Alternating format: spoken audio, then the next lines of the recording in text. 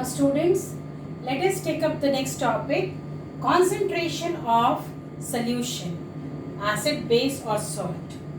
Now on the basis of the concentration, the solution can be a concentrated one and a dilute one.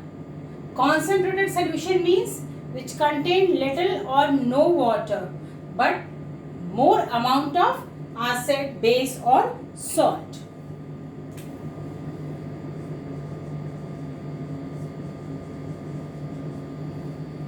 Similarly, dilute solution means it contains more amount of water but less amount of acid, base or salt. Let us see how can we dilute a solution. Dilution of a concentrated strong electrolytes like acid and alkalis.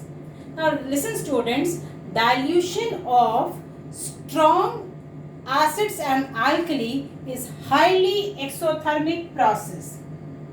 When we add water to acid, the acid may splash out due to the high amount of heat produced, and that heat can break the beaker also and may prove to be fatal to any person.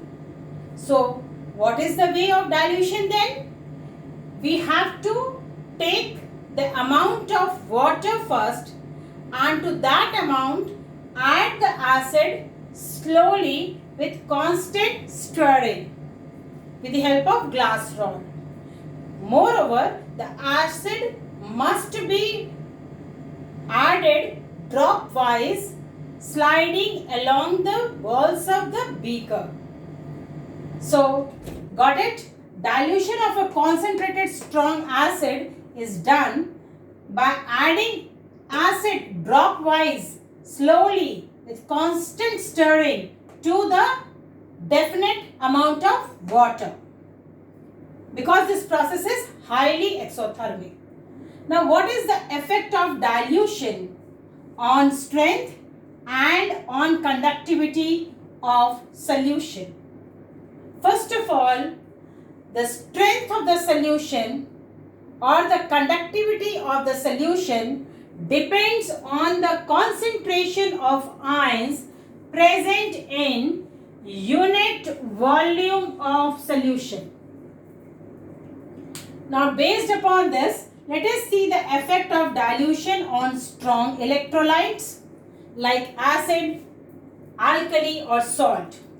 When we increase the dilution, the concentration of ions, that is hydronium ion or hydroxyl ion per unit volume of solution decreases.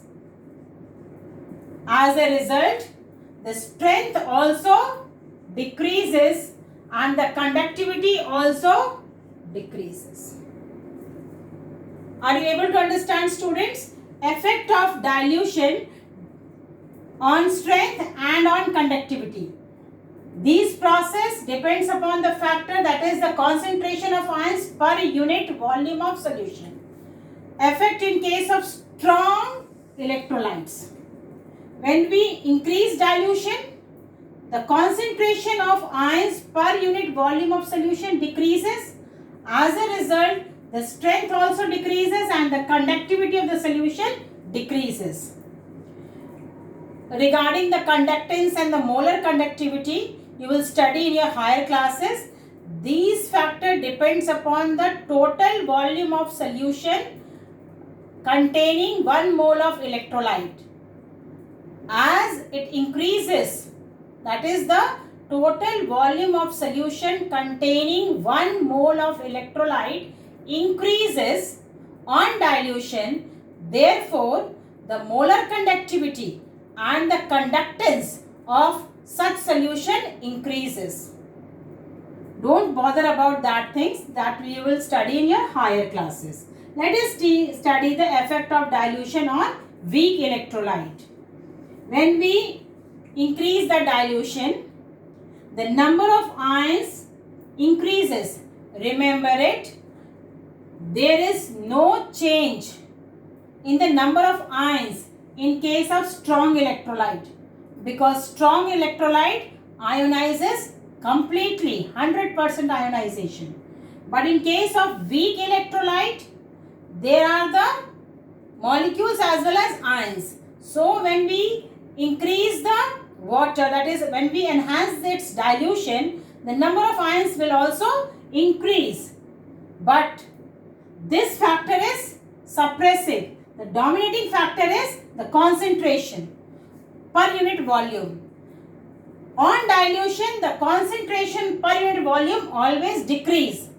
As a result, the strength and the conductivity for weak electrolyte also decreases. Able to understand? The strength and the conductivity do not depend upon the ions. Though the ions are increasing, but these factors are depending upon the concentration per unit volume of solution.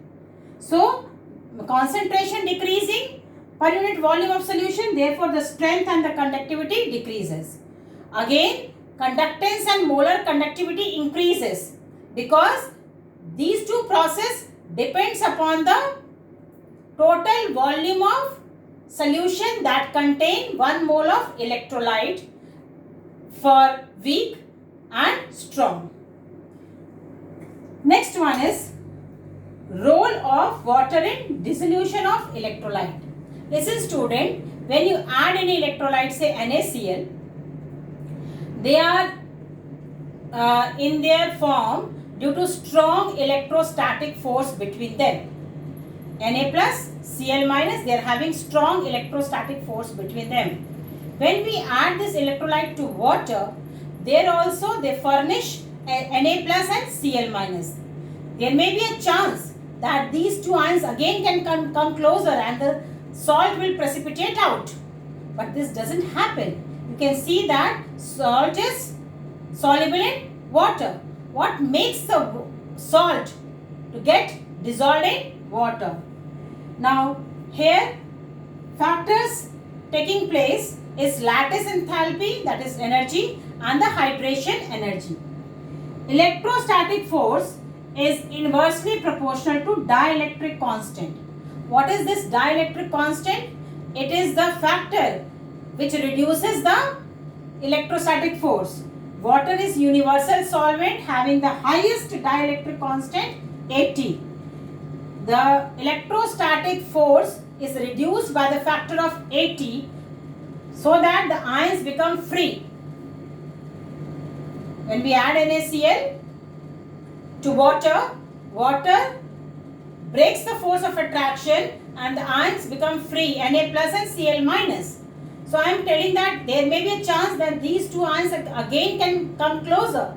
What hinders them to come closer? Let us see. Now, when the force is applied,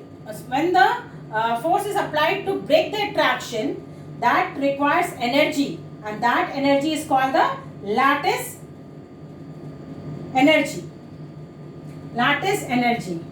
Because the energy is required, the process is endothermic. And the ions are kept separated by a force called hydration energy. This energy does not let the two ions to come closer again. This hydration energy will makes the ion remain separated. Hydration energy is also known as solvation energy. So it releases energy, so the process is exothermic. For any solute to get dissolved, lattice enthalpy must be less and the hydration enthalpy must be greater. For dissolution of electrolyte in solution, hydration enthalpy must be greater than the lattice enthalpy. Students, you understood the topic concentrated solution and the dilute solution. How we dilute a concentrated strong solution? What are the effects of dilution on strong electrolyte and weak electrolyte? And finally, how water dissolves solute in it. In the next class, we'll discuss about the physical and the chemical properties of acids and bases. Stay tuned, students.